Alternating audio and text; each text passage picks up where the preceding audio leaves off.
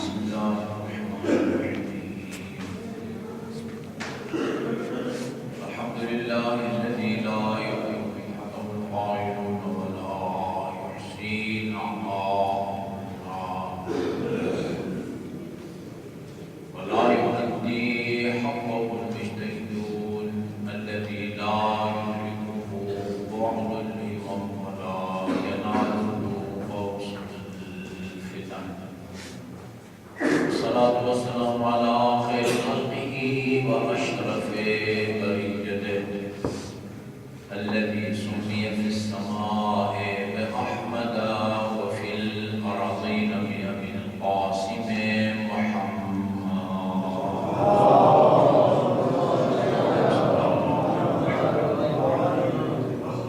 وعلى أهل بيته الطيبين الطاهرين الذين أذهب الله عنهم الرجس وطهرهم تطهيرا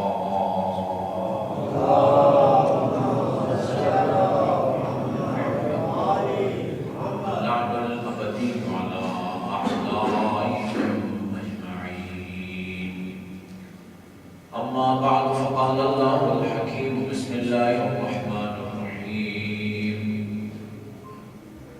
ومن يعظم شعائر الله فإنها من تقوى القلوب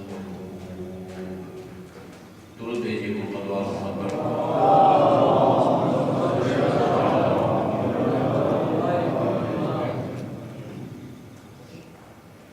علمی حلقوں میں اور دینی مراکز میں یہ جملہ بہت مشہور ہے کہ الہی احکام مصالح اور مفاسد کے تابع ہوئے ہیں۔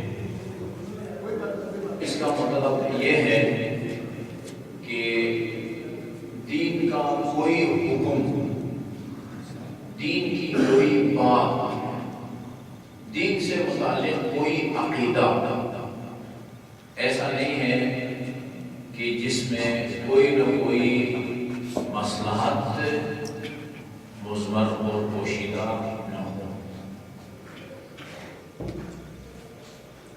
دین کی مصلحتوں کو سمجھنے کے لیے آپ سمجھتے ہیں کہ دین کے دو حصے ہیں۔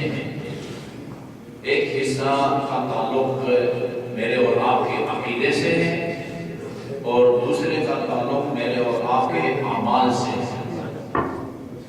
دین کے جس حصے کا تعلق عقیدے سے ہے اس میں ہم 5 چیزوں کو اپنے بنیادی عقائد میں شامل کرتے ہیں: توحید، عدل، نبوت، امامت اور قیامت، جس کو معاد بھی کہتے ہیں، معاد بھی کہتے ہیں، قیامت بھی کہتے ہیں۔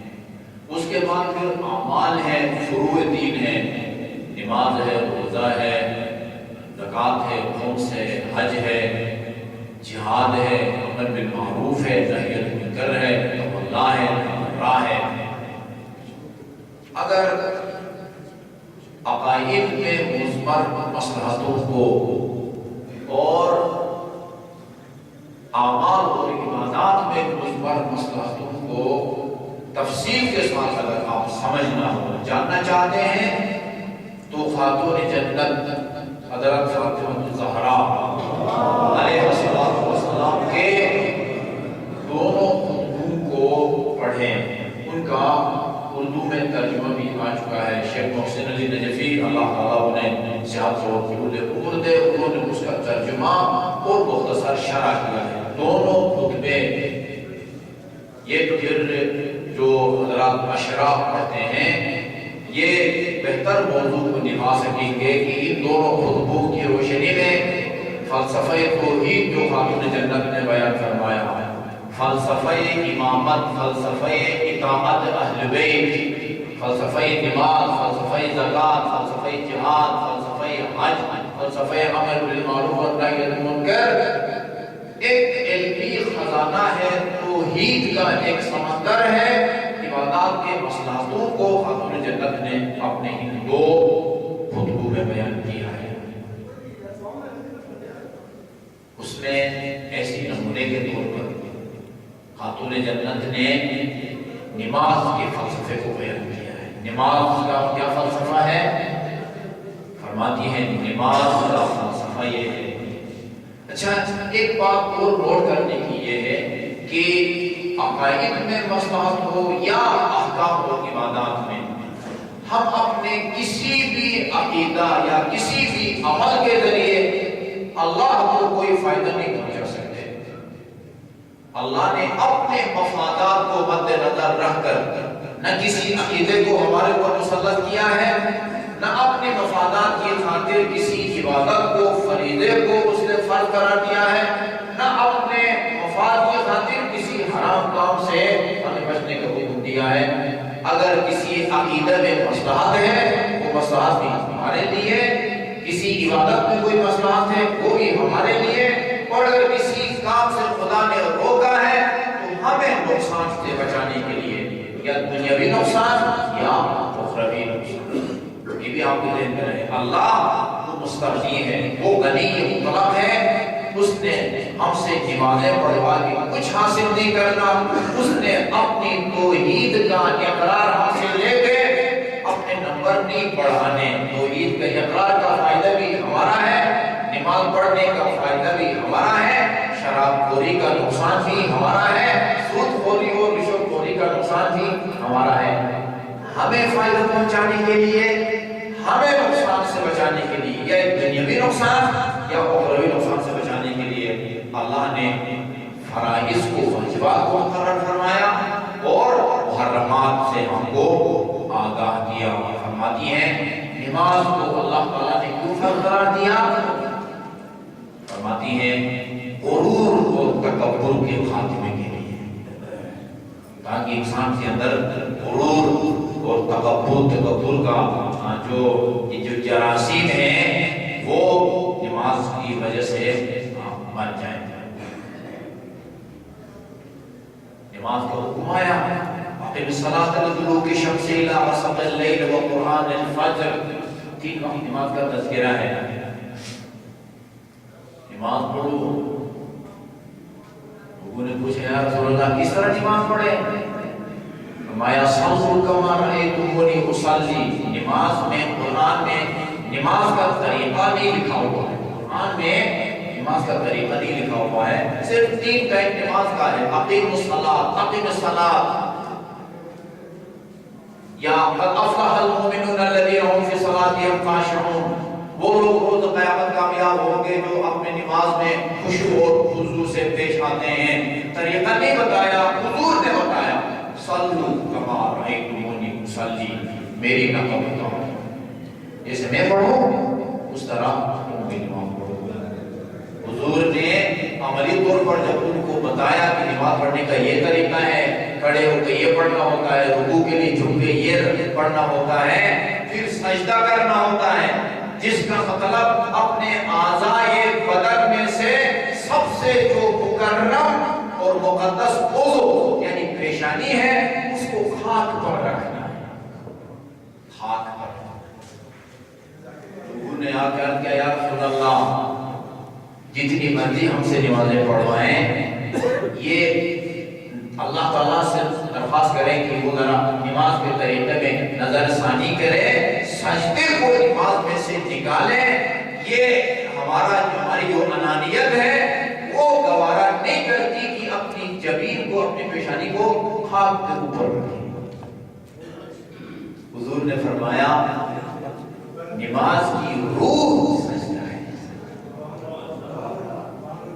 سجدہ کرواتا ہے اللہ تعالیٰ تاکہ وہ غرور کا خاتمہ ہو جائے. اسی طرح اور بہت سارے احکام کا بھی، حج کا بھی فلسفہ امیر المومنین علیہ الصلوۃ والسلام نے نہج البلاغہ میں ایک مستقل حج کے فلسفے کے طور پر اس میں بھی بیان کیا. زکات کا فلسفہ فرماتی ہے. زکات عربی لغت اور ڈکشنری میں زکات کے دو معنی بیان کیے گئے. زکات کے نمبر ایک نشو و نما، نشو و نما بڑھنا، اضافہ ہونا.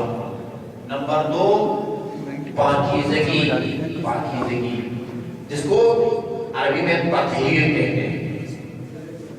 فرماتی ہے اللہ تعالیٰ نے زکوٰۃ کو فرض قرار دیا، نماز کو فرض قرار دیا تاکہ انسان کے اندر سے کبر اور نخوت اور غرور کا خاتمہ ہو جائے.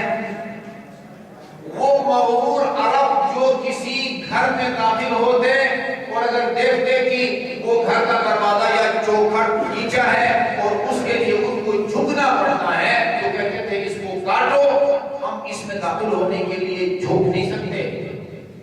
یہ ہمارے انانیت کے خلاف ہے. ان سے کہا کہ اپنی جبین خاک پر رکھو. جو گھر میں داخل ہونے کے لیے اپنی تھوڑی سی گردن جھکانے کے لیے تیار نہیں ہے، ان سے کہا کہ اپنی جبین خاک پر رکھو. اور وہاں بہت بڑے بڑے دنیا کے مغرور ترین انسان بھی وہ مینا میں جا کے جب تک اپنا سر نہیں اٹھائے گا اس کا حج نہ چکانے پائے گا. نشوونما اور تزکیہ نفوس. فرماتی ہے اللہ تعالیٰ نے زکوٰۃ کو فرض قرار دیا. اس میں دو مسئلہ ہیں. سادہ الفاظ میں دو فائدے ہیں. دو فائدوں کے پیش نظر جو بندے حاصل کرتے ہیں، زکوٰۃ دینے والا حاصل کرتا ہے، اللہ تعالیٰ کا بیس بیلن نہیں پڑتا میرے اور آپ کی زکوٰۃ کی ادائیگی کے نتیجے میں. کیا دو مقصد ہیں؟ فرمایا اللہ نے زکوٰۃ کو فرض قرار دیا تاکہ زکوٰۃ ادا کرنے والے کے مال و دولت میں اضافہ ہو جائے. یہ بات ہے. رسول خدا صلی اللہ علیہ وسلم کی خدمت میں آگے کسی نے عرض کیا تھا یا رسول اللہ بڑا قیمتی نسخہ ہے، بہت قیمتی نسخہ ہے. علمنی عملا اذا عملته احبنی اللہ و احبنی المخلوق. بتایا یا رسول اللہ ایسا عمل بتائیں کہ اگر اس کو میں انجام دوں خدا بھی مجھ سے محبت کرے اور اس کی مخلوق بھی مجھ سے محبت کرے. جس کو آپ کہتے ہیں میں ہر دل عزیز بن جاؤں، خدا کے علاوہ اس کی مخلوق میں بھی چہیتا جسے آپ کہتے ہیں ہر دل عزیز بن جاؤں. اور وَيُثْرِيَ اللَّهُ مَالِي، اور وہ عمل بھی ایسا ہو کہ جس کے نتیجے میں میرے مال دولت میں بھی اضافہ ہو جائے. نمبر 3 اَيَّصِحَّ بَدَنِي، میں صحت مند بھی رہوں.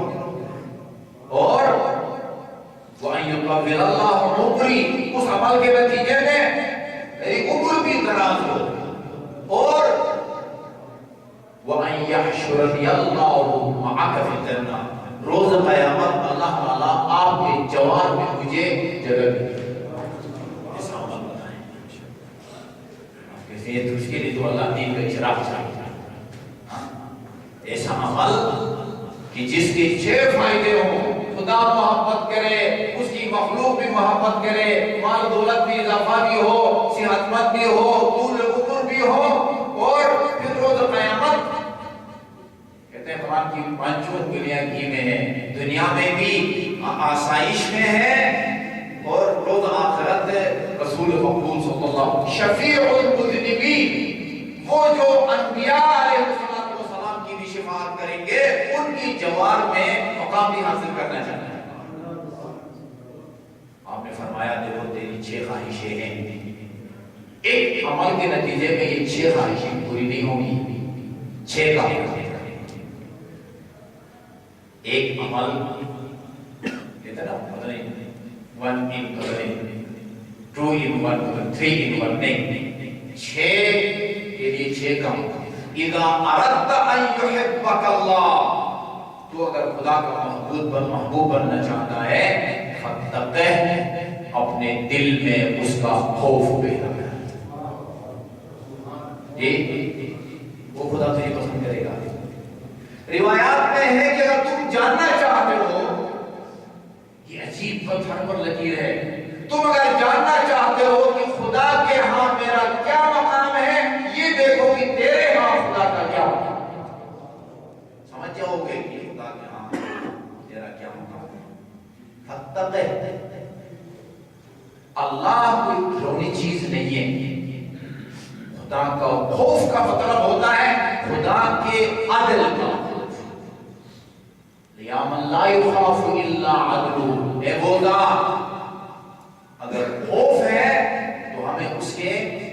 عدل کا، اگر اس نے اپنے عدل کا مظاہرہ کیا، تفضل کا مظاہرہ نہ کیا، مہربانی نہ کی، ہمارے خطاؤں سے درگزر نہ کیا، تو پھر ہمیں پتہ ہے کہ ہم کیا ہیں اور ہمارے اعمال یا من لا یخاف الا عدلہ، اے وہ ذات کہ جس کے عدل اور انصاف کا خوف اس کو دامن گیر ہے، ورنہ خدا خود کوئی ایسی ذات نہیں ہے کہ اس کی ذات کے تصور سے انسان کے رونگٹے کھڑے ہو جائیں، نہیں، فتقہ یعنی اللہ کے عدل کا خوف تمہارے دل میں ہونا چاہیے، خدا تم سے محبت کرے گا۔ اور وَإِذَا أَرَدْتَ أَن يُحِبَّكَ الْمَخْلُوقُ، اور اگر تو یہ چاہتا ہے کہ اللہ کی مخلوق تجھ سے محبت کرے، اللہ کی مخلوق تو بہت ہے، فرشتے بھی ہیں، حیوانات بھی ہیں اور انسان بھی ہے، ہمارا جس سے واسطہ پڑتا ہے اکثر ہوتا وہ فرشتے نہیں ہیں، جنات سے واسطہ نہیں پڑتا، فرشتوں سے واسطہ نہیں پڑتا، حیوانات سے بھی نہیں، انسانوں سے تو اگر چاہتا ہے کہ انسان جن سے تیرا سروکار ہے وہ ان کی اگر محبت تجھے چاہیے، فَرْفَضْ بِمَا فِي أَيْدِي النَّاسِ، اپنے آپ کو لوگوں سے بے نیاز ظاہر کرو، لوگ جسے محبت کریں گے۔ یہ لوگوں کے محبوب بننے کا طریقہ ہے۔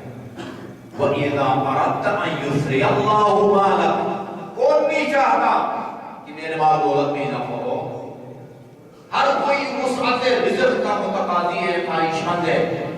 جی آج کا بہت بڑا مسئلہ ہے ملک میں بے روزگاری ہے، جس کی وجہ سے لوگ خودکشیاں کر رہے ہیں، اپنے اولاد کو بچوں کو فروخت کر رہے ہیں، پٹڑی کے نیچے لیٹ رہے ہیں، فقر اور تنگدستی سے تنگ آ کے۔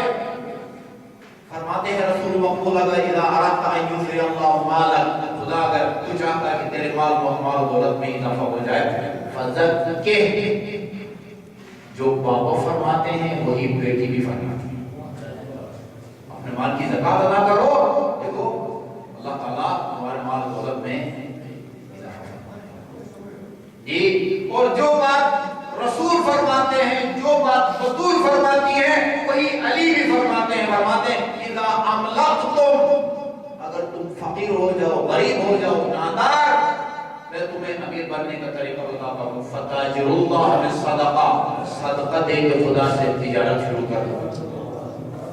بہت بڑے سرمایے کی ضرورت نہیں ہے، لاکھوں کروڑوں کے سرمایے کی ضرورت نہیں ہے، حسب استطاعت اور اپنی حیثیت کے مطابق 1 روپیہ، 10 روپیہ، 100 روپیہ، 1000 روپیہ راہ خدا میں صدقہ دو۔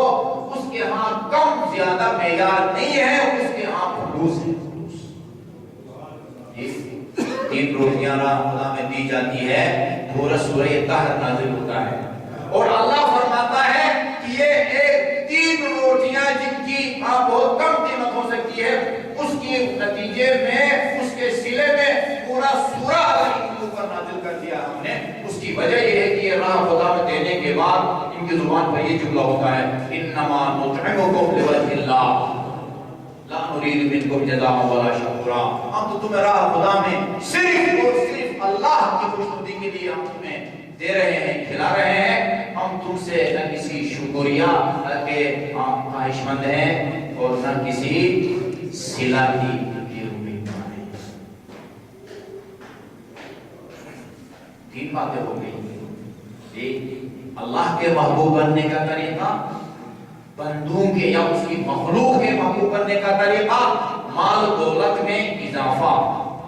وَإِذَا أَرَدْتَ أَن يَصِحَّ بَدَنُكَ، یہ کوئی نہیں چاہتا صحت، تو اگر چاہتا ہے کہ میں صحت مند رہوں، فَتَصَدَّقْ، پابندی سے صدقہ دے دے۔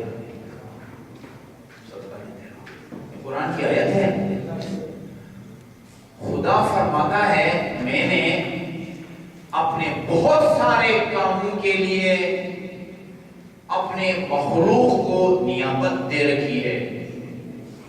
یہ بندے کی روح اسرائیل کے ذریعہ قبض کرتا ہے، پانی ایوب فرشتے کے ذریعے برساتا ہے، کسی فرشتے کے ذریعے وہ ہواؤں کو چلاتا ہے، کسی فرشتے کے ذریعے ماں کے پیٹ میں بچے کی شکل و صورت بناتا ہے۔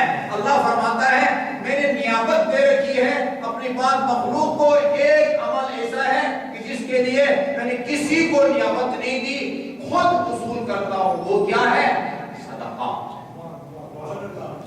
جب کوئی اہل خیر صدقہ دیتا ہے بے نفس نفیس میں اس کو وصول کرتا ہوں۔ اذا اردت ان یصح بدنک فتصدق، پابندی سے صدقہ دیتے رہو۔ اور وَإِذَا أَرَدْتَ أَن يُطَوِّلَ اللَّهُ عُمْرَكَ، اور اگر یہ کو نہیں چاہتا ہے، یہ بھی ہر کوئی عمر دراز چاہتا ہے، کون قبل از وقت مارنا چاہتا ہے؟ یہ بھی اہل بیت ہم کو بتائیں گے کہ کس صورت میں ہمیں طول عمر کی دعا کرنی چاہیے اور کس صورت میں جلدی اللہ سے اپنے پاس بلانے کی درخواست کرنی چاہیے۔ یہ بھی ہم نے سید سجاد میں بتایا۔ فرماتے ہیں سید سجادیہ میں معصوم الخطا ہے، بتاتے ہیں طریقہ، بتاتے ہیں کہ تمہاری دعاؤں کا مضمون کیا ہونا چاہیے۔ اللہم ان کان عمری مرتعا للشیطان فاقبضنی الیک سریعا، خدایا اگر میری زندگی شیطان کی چراگاہ ثابت ہوتی ہے تو جلد از جلد میری روح کو قبض فرما۔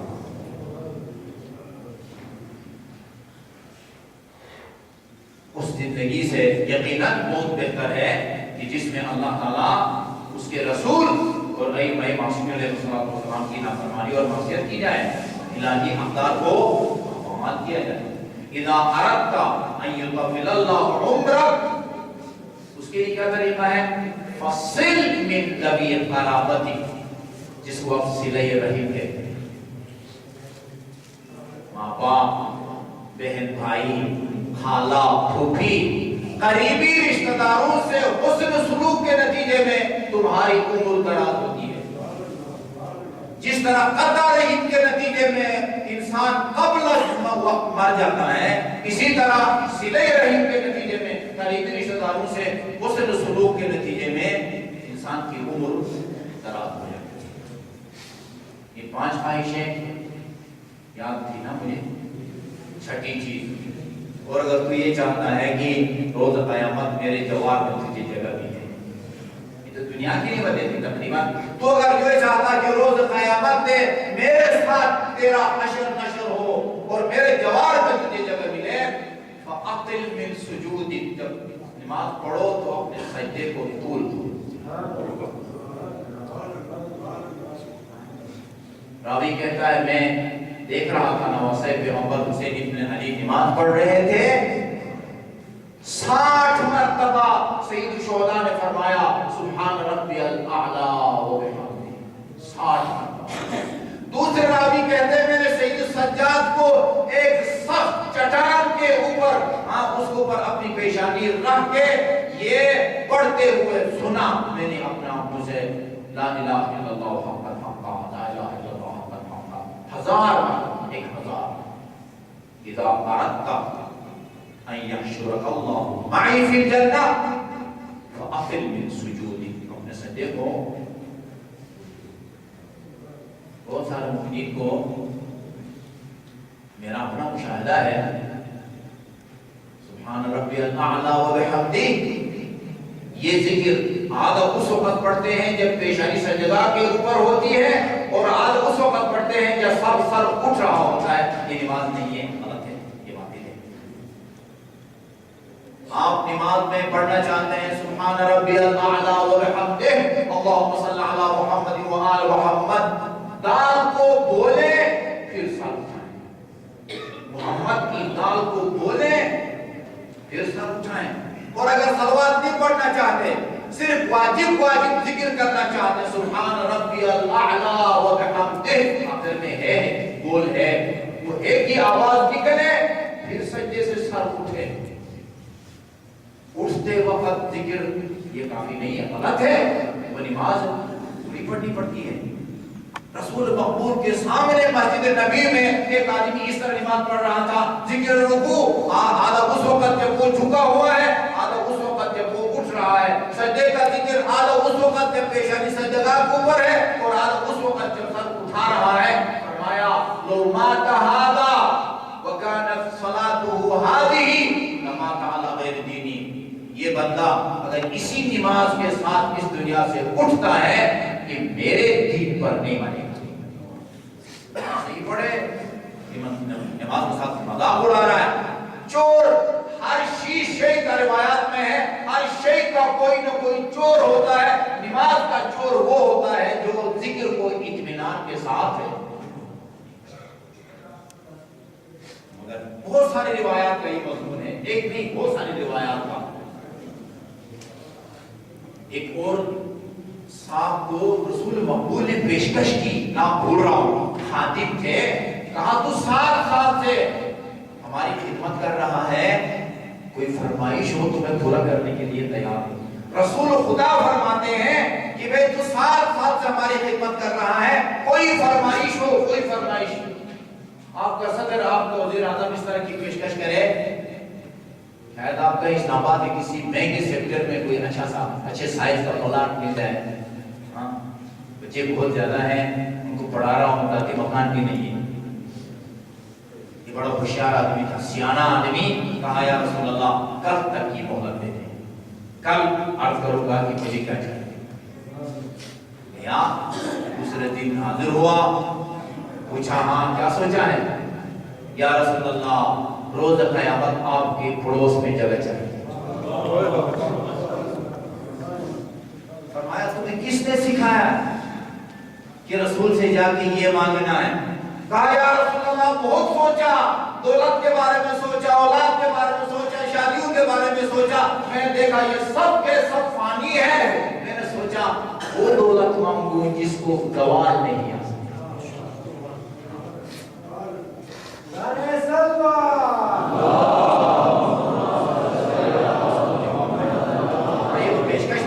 یہ تو خواہش تھی، پیشکش اور خواہش. رسول فرماتے ہیں افعل افعل، میں ضمانت دیتا ہوں تیری اپنے پڑوس میں جگہ دلا دوں گا، لیکن تجھے میرے ساتھ تعاون کرنا ہوگا تھوڑا سا. یا رسول اللہ کیا کروں؟ اقل بالسجود، جب نماز پڑھو تو اپنے سجدے کو طول کرو.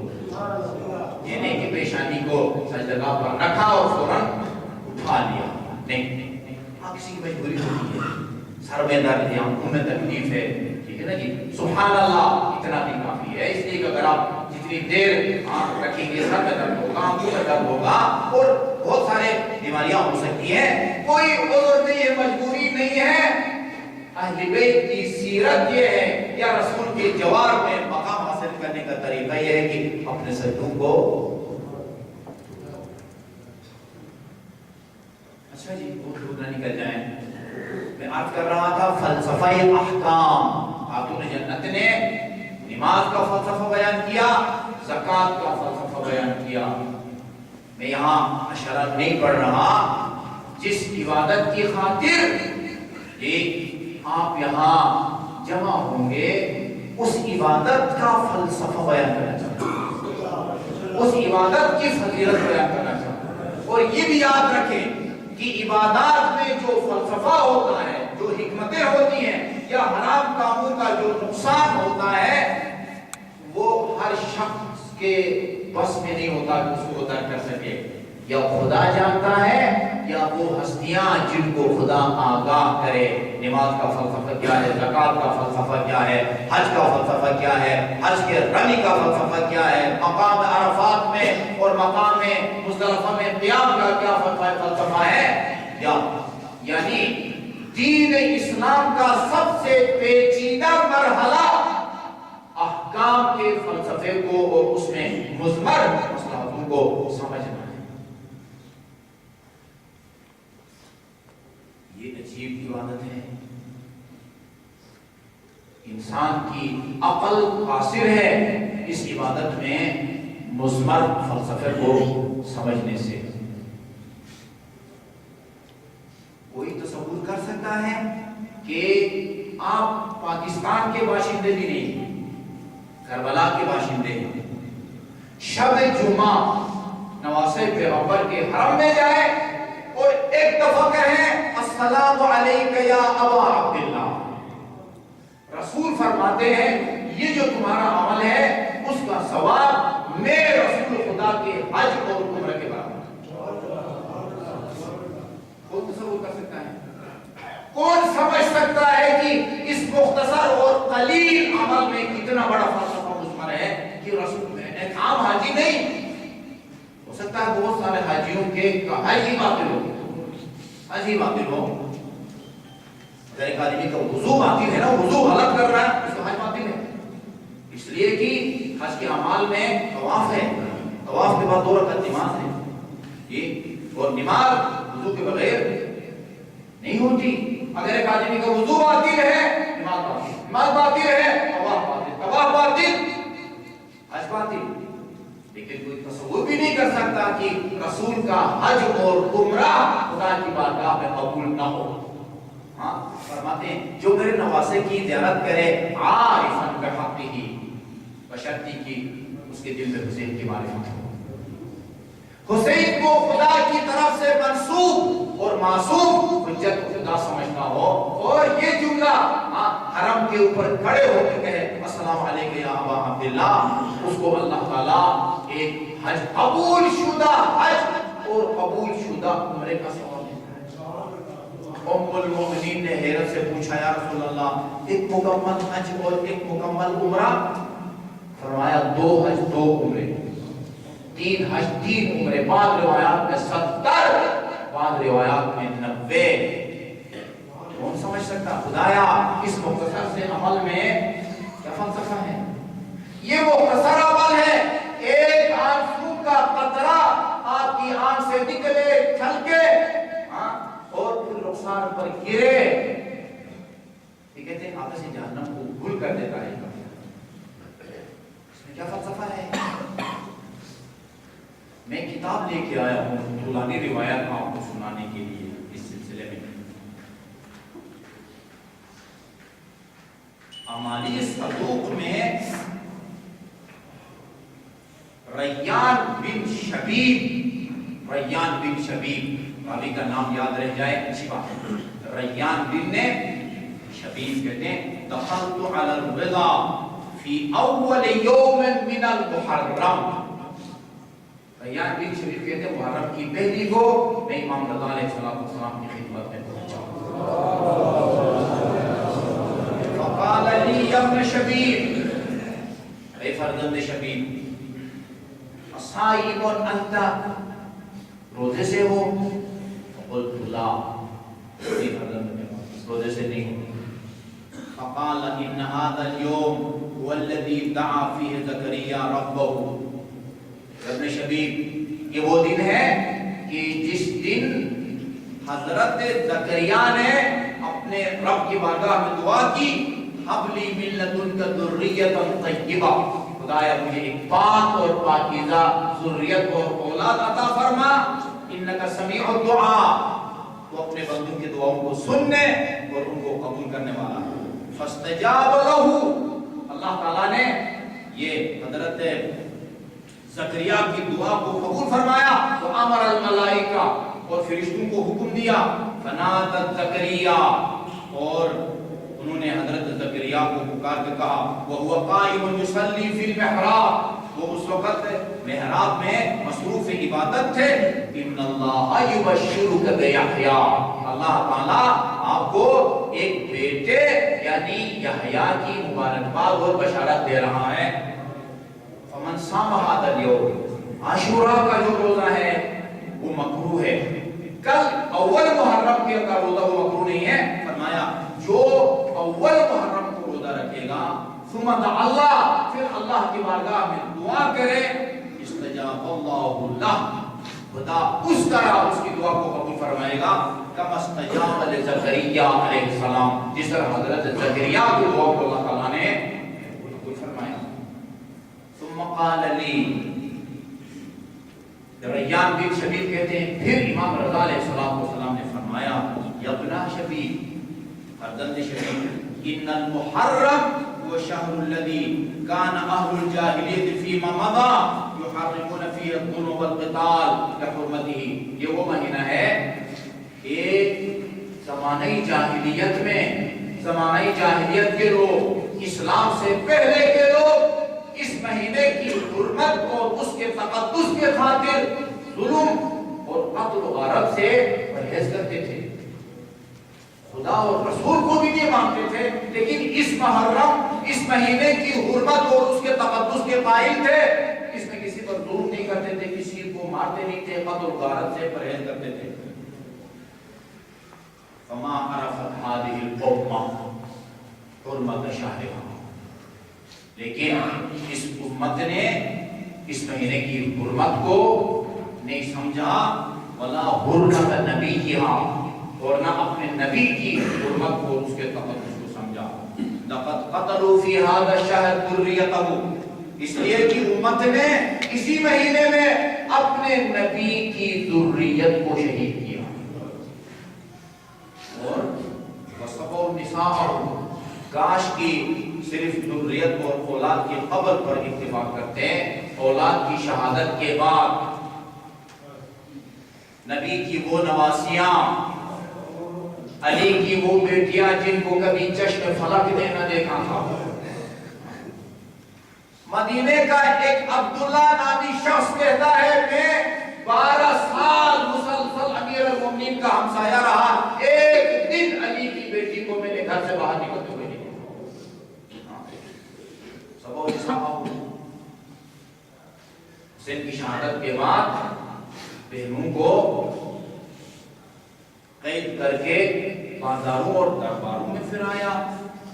فلا غفر اللہ لهم ذلك ابدا، خدا کبھی ان کے اس گناہ کو نہ بخشے۔ امام غزالی صلی اللہ علیہ وسلم، یا ابن شبیب ان کنت باقیا لشیء، تجھے اگر خدا نے رونے کی طاقت دی ہے، فقل الحسین ابن علی ابن ابی طالب، تیرے گریوں کا سب سے زیادہ مستحق نواسائی پیغمبر ہے۔ تباہ کیا تو اگر رونا چاہتا ہے، خدا نے اگر تجھ میں رونے کی صلاحیت رکھی ہے تو سب سے زیادہ تیرے اشکوں کا مستحق نواسائی پیغمبر ہے۔ کیوں؟ فَإِنَّهُ ذُبِحَ كَمَا يُذْبَحُ الْكَبْشُ، اس لیے کہ لب فرات اور تشنا لب اس طرح ذبح کیا گیا جس طرح بنا میں قربانی کا جانور ذبح کیا۔ کوئی عام آدمی مسائل نہیں پڑھ رہا ہے، امام رضا مسائل پڑھ رہے ہیں۔ فَإِنَّهُ ذُبِحَ كَمَا يُذْبَحُ الْكَبْشُ، اس طرح ذبح کیا گیا جس طرح بنا میں حاجی قربانی کے جانور کو ذبح کرتے ہیں۔ وَقُتِلَ مَعَهُ مِنْ أَهْلِ بَيْتِهِ 18 رَجُلًا، 18 بنی ہاشم کے جوانوں کو بھی اسی طرح شہید کیا گیا۔ اور یہ کیسے تھے؟ مَا لَهُمْ فِي الْأَرْضِ شَبِيهٌ، بنی ہاشم کے ان جوانوں میں سے ایک جوان بھی روئی زمین پر اپنا ثانی نہ رکھا، نہ قاسم کا کوئی شبیہ تھا، نہ اکبر کا کوئی شبیہ۔ اپنے اس بڑے جوان کو دشمنوں کی طرف روانہ کر کے حسین نے اپنے دونوں ہاتھ اٹھائے تھے اور فرمایا تھا اللہم اشہد علی ہؤلاء القوم، خدایا تو گواہ رہنا، لقد برد الیہم غلام اشبہ الناس برسول اللہ خلقا وخلقا ومنطقا۔ اب ان کی طرف وہ جوان جا رہا ہے جو شکل و صورت میں، گفتار اور رفتار میں تیرے رسول کا مشابہ تھا۔ جو رسول کا مشابہ ہو دنیا میں اس کا کون سا نہیں ہو سکتا ہے؟ وَكُنَّا إِذَا اشْتَقْنَا لِزِيَارَةِ رَسُولِ اللَّهِ، ماننے والے جب بھی ہم رسول کی زیارت کرنا چاہتے تھے نظرنا الیہ، اسی اکبر کے چہرے کی طرف دیکھ لیا کرتے تھے۔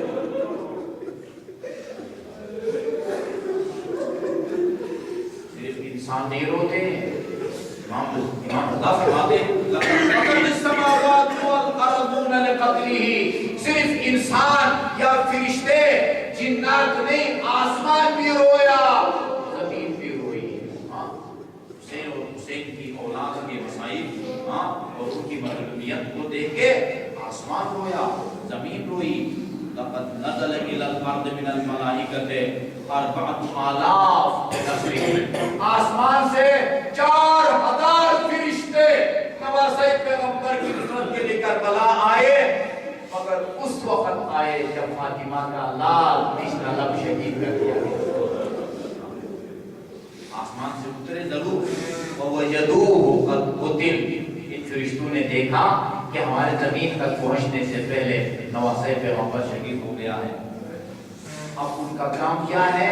فَهُمْ عِنْدَ قَبْرِهِ، اس دن سے عاشور کے دن سے آج تک وہ خاک اپنے سروں پر ڈالے، اس وقت تک یہ قبر کا طواف کرتے رہیں گے جب تک امام زمان کا ظہور نہ ہو۔ امام زمان کیا بات ہے؟ وہ من قبر ہی اوپر پراگندہ منہ اور خاک پہ سر الا ان یقوم القائم، اس وقت تک یہ قبر کی طواف کرتے رہیں گے جب تک امام زمان ظاہر نہ ہو اور قاتلان سے انتقام نہ لیں۔ فَيَكُونُونَ مِنْ أَنصَارِهِ، یہ فرشتے پھر امام حسین کی وہ مدد نہ کر سکے، امام زمان کے انصار اور اعوان میں جا کے شامل ہوں گے، اور ان کا نعرہ کیا ہے؟ یا لصاراک الحسین، یہ فرشتے ہر وقت یہ نعرہ یا ابن شبیر۔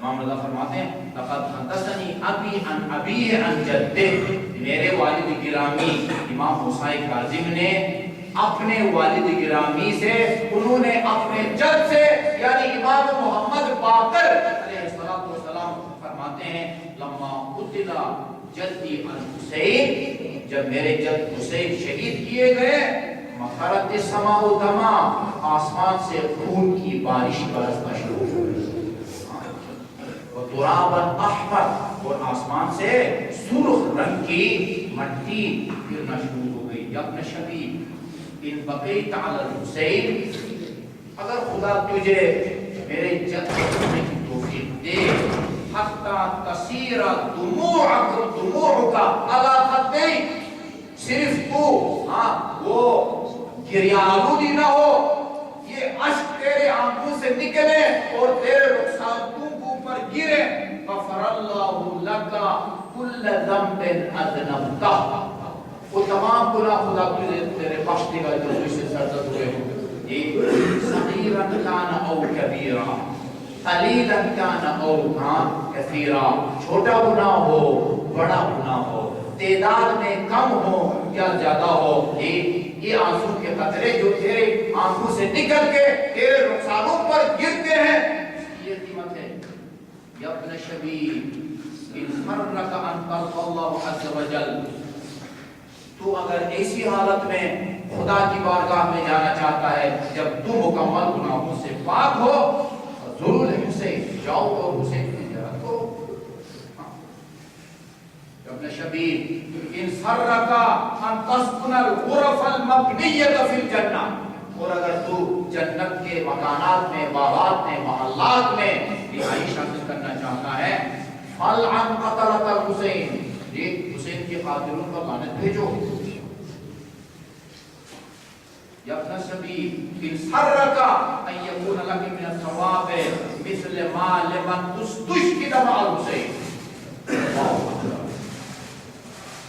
تو اگر ان لوگوں کا ثواب حاصل کرنا چاہتا ہے جو حسین کی رکاب میں لڑے اور جام شہادت نوش کیا، تو جب بھی حسین کا نام آئے یہ ضرور کہا کرو یا لیتنی کنت معکم فافوز فوزا عظیما، یہ اپنی دل کی گہرائی سے یہ کہو کاش میری کربلا میں۔ امام زمان یہ فرماتے ہیں اے میرے مظلوم جد امجد، میں کربلا میں موجود نہ تھا، یہ زمانہ میرے اور آپ کے درمیان میں حائل ہو گیا، آپ کی صدائے استغاثہ پر میں لبیک نہ کہہ سکا، مگر اب کی علیک بدلت دموع دما، صبح بھی اور شام بھی خون کے آنسو رونا۔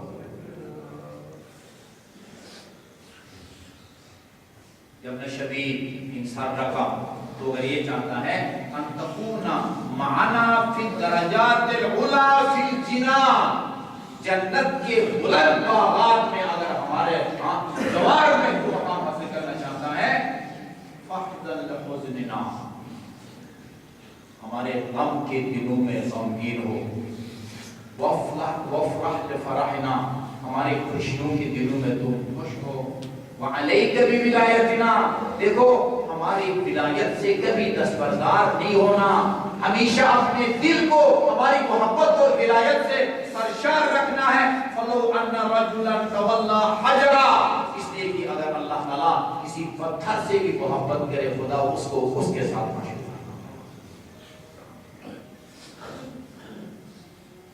میرے اپنے ذہنی فیصلے کے مطابق آج دعائیں موصول پڑھی گئی تھی۔ میں نے سوچا تھا یہ وسیلہ سارے ہیں، ایک ایسی ہستی کو وسیلہ بنائیں کہ جو عمر میں تو سب سے چھوٹے تھے، لیکن اس کی مظلومیت، اس کی بے بسی اور اس کی تشنہ لبی نے عمر سعد کے لشکر میں وہ کھلبلی مچا دی، شاید جو عباس کی شجاعت بھی نہیں۔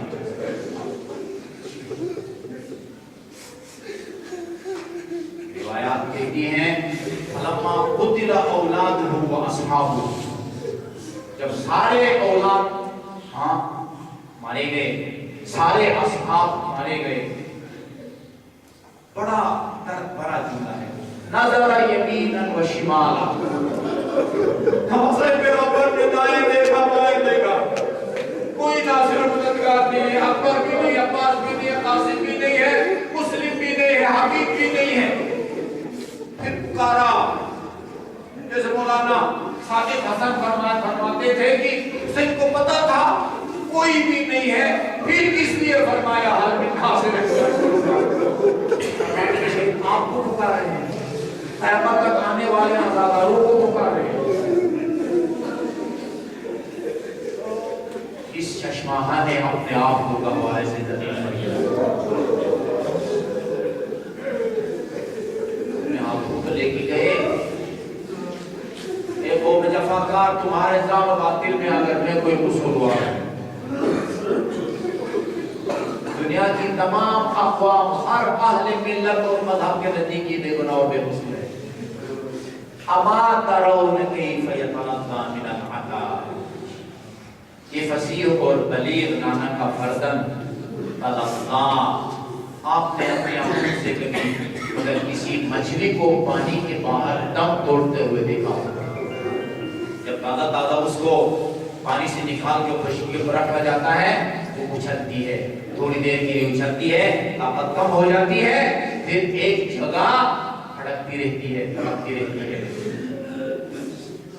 مزید طاقت کم ہو جائے کبھی اپنی دم کو ہلاتی ہے، اور طاقت کم ہو جائے کبھی کبھی اپنے منہ کو کھولتی ہے، پھر بند کرتی ہے، پھر کھولتی ہے، پھر اس کیفیت کو عزاداروں کا اللہ کہا جاتا ہے۔ اما ترون کیف یتلقی من العطش، دیکھو تو صحیح پیاس کی وجہ سے اب اس میں تڑپنے کی بھی طاقت نہیں ہے۔ اما ترون کیف یتلقی من العطش، ہمارے صاحب کے لشکر میں خلاف کی آسمان حملہ ہونے لگے، ہمارے صاحب نے ہر مدد سے کہا اقطع کلام القوم، تاریخ میں نے پڑھا ہے پورے واقعے کربلا میں 3 تیرے سے شعبہ چلائے گئے، ایک نواسئی پیغمبر کے قلب پاک کے لیے، دوسرا اس چشماہا کے نازک حلقوں کے لیے۔ میرا ذہن کہتا ہے ہر ساتھ کے سپاہیوں کے پاس جو سب سے چھوٹا تیر تھا وہ بھی اس کا کام تمام کرنے کے لیے تھا۔ مولانا اختر عباس صاحب کا وہ پڑھ رہا تھا کل، فرماتے ہیں تاریخ کہتی ہے اس وقت بچے نڈھال تھا، آنکھیں بند تھی، جب عمر صاحب نے کہا اقطع کلام القوم، تیرے سے شعبہ کا جب نشانہ بنایا، اب روایت کے الفاظ عجیب ہیں، فلما احس الطفل بحرارت الخبر، جب اس سے بیشیر نے اپنے حلق میں تیر کی گرمی کو محسوس کیا،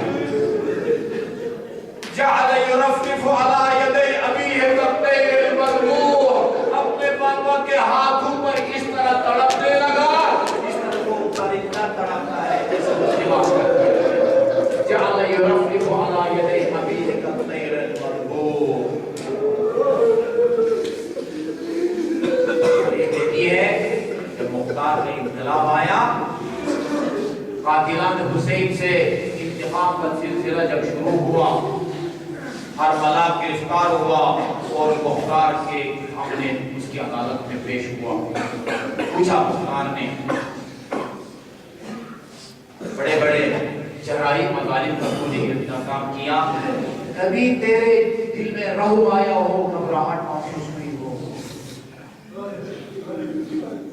کہا کہ حسین کا چشمہ جب میرے تیر کا نشانہ بنا اور اپنے ہاتھوں میں اس پھول کو لے کے خیمے کی طرف گئے،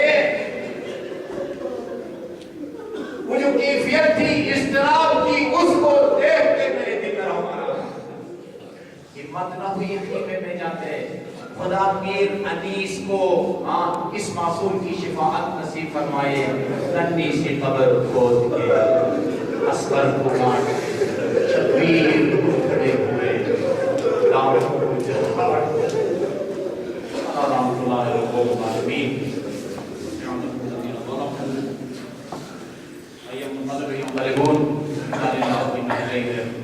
راجعون مریضوں کی شفایابی، حاجت مندوں کی حاجت روائی، طلباء و طالبات کی امتحانات کی کامیابی، وطن کی سلامتی اور اس کے استحکام کی نیت سے 5 مرتبہ آئیے قریباً تلاوت فرمائیں۔ بسم اللہ الرحمن الرحیم۔ امن یجیب المضطر اذا دعاه ویکشف السوء، امن یجیب المضطر اذا دعاه ویکشف السوء، امن یجیب المضطر اذا دعاه ویکشف السوء، امن یجیب المضطر اذا دعاه ویکشف السوء، امن یجیب المضطر اذا دعاه ویکشف السوء۔ یا اللہ یا واحد یا احد یا صمد یا من لم یلد ولم یولد ولم یکن له کفوا احد، وفاطمة وأبيها وبعلها وبنيها بالسر المستودع فيها، زيادة في العلم وبركة في الرزق وصحة في الجسم وطولا في العمر ونورا في القلب، توبة قبل الموت وراحة عند الموت ومغفرة بعد الموت، دخولا في الجنة ونجاة من النار، لا يرحم محمد وآل محمد۔ جو مومنین مومنات پریشانی کو دور فرما، جو مومنین مومنات روزگار اس حالات سے مالا مال فرما، جن مومنین مومنات نے کوئی جائز کاروبار شروع کر رکھا ہے ان کے کاروبار میں برکت نصیب فرما، مقروروں کو ادائیگی قرض کی توفیق عطا فرما، جو مومنین مومنات بے اولاد ہیں خصوصاً جو اولاد کرینہ کے آرزومند ہیں انہیں اولاد صالح اور نرینہ عطا فرما، جو مومنین مومنات مریض ہیں خصوصاً اور سید عبدالجلیل نقوی خدایا نے شفائے کامل اور عاجل عطا فرما، وطن عزیز کو سلامتی اور استحکام نصیب فرما، اس کے داخلی اور بیرون دشمنوں کو اپنے قدرت و کامل سے نیز معبود فرما، ہمارے جن عزیز طلباء و طالبات امتحانات دے رکھے ہیں یا دے رہے ہیں نمایاں کامیابی نصیب فرما، انہیں مستقبل میں ملک کو ملت کی خدمت کی توفیق عطا فرما، مجدد حسن کے ظہور میں تاجیل فرما، ہمیں آپ کے آوان اور انصار میں شامل ہونے کی توفیق عطا فرما، جملہ مرحومین و مرحومات خصوصاً اپنے مرحومین کی مغفرت و بلندی درجات کے لیے سورہ فاتحہ اور 3 مرتبہ